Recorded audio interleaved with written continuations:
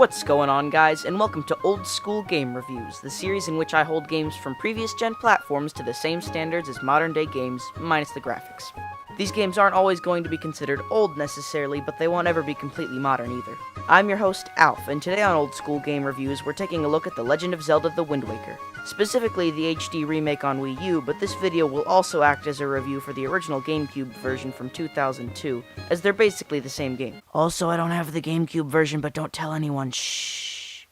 Anyway, this game originally released on the GameCube in 2002, and pretty much all of the level design from that version is intact here, and that's what matters most. Fans at the release of Wind Waker were a bit put off by the game's different art style compared to the rest of the games in the series, but now Wind Waker is considered to be by many one of the best Legend of Zelda games. The question is, does it still hold up today? Let's find out. There are two things that really make Wind Waker stand out from the rest of Zelda games, and the first one you'll notice is the art style. I touched on this in my intro, but Wind Waker looks the most different of probably any 3D Zelda. Rather than going for a realistic feel like its predecessors, Wind Waker goes for a cel-shaded, cartoony art style that honestly looks really good in my opinion. The colors and everything look really nice, and the short, funny-looking character models are a fun change of pace. The art style looks great most of the time, but things do get a little muddy looking when you see them from far away. Things never truly look unpleasant though, and these instances are infrequent enough for them to be almost no problem at all. The other thing that makes Wind Waker stand out from other titles is its sailing mechanic. The entire game takes place on a massive ocean called the Great Sea, and all of the game's areas are on islands scattered about it. You'll get to these different islands by sailing on your talking boat, the King of Red Lions. Sailing around the Great Sea is loads of fun, and you can even use certain items from your boat, like using bombs as a cannon or a grappling hook to pick up things from the ocean floor. One of the game's dungeons, the Tower of the Gods, actually has you go around the bottom section for a while from room to room in your boat. I also love the way that the game's map is changed by the Great Sea. You'll fill in the 49 different map squares by feeding bait to a fish near each square's main island, who will in turn paint the island onto your map and give you information. This fish is a cool way to personify the idea of unlocking a section of your map from a specific location, though it's pretty basic other than that. One of the most common problems people have with Wind Waker's sailing mechanic is that there isn't really anything to do between the few main islands, which pads out the game's playtime drastically. This may be the game's most glaring problem, and it's certainly an issue. Yes, there are little enemy towers and bits of treasure to pick up, but these almost always award you with only rupees, something you usually have plenty of. However, sailing is fun enough that I never really noticed this to be a flaw until I went back and thought about it after I'd finished playing Wind Waker. This playtime was probably padded by sailing to make up for what is in my opinion Wind Waker's greatest flaw, its lack of dungeons. Sure, Majora's Mask had even less dungeons than Wind Waker, but there was so much out-of-dungeon stuff to do that this didn't really matter to most people. In Wind Waker, though, the only thing to pad out time between dungeons and plot points is sailing toward your next goal. Yes, sailing is fun, but it really isn't engaging enough to justify the game's lack of dungeons in my opinion. Well, like I said, this doesn't make the game much less fun, but it's still an admittedly large flaw. Nonetheless, there is some good which may have come in part from the lack of dungeons. Seeing as there are less of them, there is much more variety in the dungeons. Some of them are so different that they aren't even classified as dungeons like the Forsaken Fortress. In addition to the Forsaken Fortress, though, the last two dungeons, the Earth and Wind Temples, have you bring a companion through the dungeon with you to progress. In the Earth Temple, you bring the Rito girl Medley with you to fly and reflect light onto different enemies and objects. In the Wind Temple, you bring the Korok musician Makar with you to plant seeds and also fly around. The Wind Temple is also possibly the most intricate and well-made dungeon in the game, with one big central shaft that slowly opens up and branches off. Also, Makar is the greatest character to ever appear in any video game ever. Just look at the guy.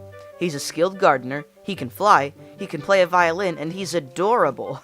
Anyway, Wind Waker's other three main dungeons are relatively basic, but there's a pretty good plot going on outside the dungeons. The game starts off with Link, his sister Aryll, and his grandma on their home of Outset Island. Suddenly, a gigantic bird carrying a young pirate girl who looks similar to Aryll is chased over Outset Island by a pirate ship. The bird drops the pirate girl in the island's forests, and Link saves her. Then, mistaking her for the pirate girl, whose name is revealed to be Tetra, the bird takes away Link's sister Aryll. You then journey from island to island in hopes of saving her. Along the way, you'll meet your boat, the King of Red Lions, and after all of that, you learn of Ganondorf's plans. His plans aren't even fully revealed until right before the final boss fight, but I'll cut my synopsis short to save the spoiling for later. What I was trying to communicate with this whole story summary, though, is that you don't start off as the Chosen One who was destined to help seal away Ganondorf. You start as the boy from Outset Island who wants to save his sister, then embark on the quest to beat up Ganon, Triforce something, Hyrule, blah blah blah. It's a relatively unique take on the Link vs. Ganondorf story, but the interestingness of said story is furthered by how and when plot points occur. Instead of just checking in between dungeons for your story segments, you'll go from beating a dungeon to buying a sail to another dungeon to stealing bombs from some pirates to another dungeon. The game doesn't go in exactly that order, but it's nice to have little mini-quests that are also necessary to the main plot rather than just being little bonuses. And then, of course, let's not forget about the game's namesake, the Wind Waker.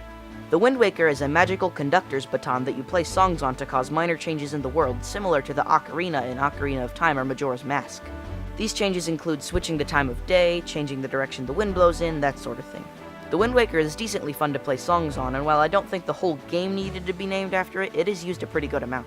Now I'm going to be talking in greater detail about the game's ending and later stories, so if you don't want the ending of this 15-year-old game spoiled, skip to the time you see on the screen now. Okay, so another thing that people seem to have problems with in Wind Waker is the Triforce Piece fetch quest. Your final task before beating Ganondorf is to venture all over the Great Sea, scavenging the 7 shards of the Triforce of Courage. As I said before, I've only played the HD remake of the game on Wii U, and I've heard they made the fetch quest less annoying here, but I almost had no problems with this at all. It felt like a real way to justify the existence of the Great Sea and many of the smaller islands, what with all the brief stops and small challenge rooms for the shards. The only part of it that I found annoying was the little maze section to find the ghost ship chart, and even that wasn't horrible. Most of the game's treasure hunting outside of the Triforce quest comes from the game's treasure charts that basically only award you with near-useless rupees, so it was nice to have something really valuable to search for at sea. After you find all 7 Triforce shards, you're able to return to Hyrule's remains at the bottom of the ocean where you climb to the top of Ganon's tower. It's here that you finally take on Ganon, and I didn't really feel that this battle was in any way disappointing or underwhelming. I think it's a really cool fight, and it's nice to team up with Zelda to beat an otherwise indestructible enemy. After the fight, you're treated to a melancholy yet fantastic ending cutscene sequence. Overall, I feel that Wind Waker did a really good job with its story and ending. So now that we've covered the broader topics, let's get to gameplay. As far as combat goes, you'll have your usual sword and shield, but making its first Zelda game appearance in Wind Waker is the counterattack. When certain targeted enemies are about to attack you, you can press A to roll around behind and attack them, or do a jump attack. Other than that, though, combat is pretty basic, and even the counter is just waiting for a prompt to appear. Actually, lots of the combat is just waiting, whether it's for a counter opportunity or just for your enemy to get up off the ground. Yes, it's a bit slow, but Wind Waker's combat is still very fun and pretty engaging if you're fighting enough enemies at once. Okay, one final topic before we wrap up this old school game review. Version differences between the original and the Wii U remake. As I said, I've only played the Wii U version, and they're more or less the same game, but I did take my time to educate myself on the things that were changed from the original. Most notably, the Wii U gamepad allows for much easier navigation and item management via the touchscreen. In addition to this, on the GameCube version, the Wind Waker and Sail are items that need to be equipped rather than being available at all times like on the Wii U. This may not sound like much, but there are lots of times when you just need to play a quick song or switch between walking and boating on the fly, so this sounds like a pretty big annoyance. Also added in the Wii U version while playing on the gamepad are gyro controls, making for much smoother use of items like the hookshot or bow. I touched on this earlier, but the Triforce quest was also made easier in the Wii U version, as 5 charts that led to pieces were replaced with just the Triforce pieces themselves. You can also get the Swift Sail on the Wii U, allowing not only for faster sailing, but also removing the need to change the wind's direction, making sailing a breeze. There are many more similar and seemingly insignificant improvements on the Wii U version, but those definitely add up. As such, I will be giving separate scores to each version when I rate them. At the end of the day, Wind Waker has its flaws, but there's no denying that it's a game that did a lot of things right with its fun sailing and varied dungeons. It's a little light on content, and combat is pretty basic, but it's a great experience that I certainly recommend. I give Wind Waker for the GameCube an 8 out of 10, and Wind Waker HD on the Wii U a 9 out of 10. Thanks for watching, everyone. Did you enjoy Wind Waker more or less than I did? Tell me what you thought in the comments below, but please be gentle, it's my first review. Remember to like and subscribe if you enjoyed, and have a great day.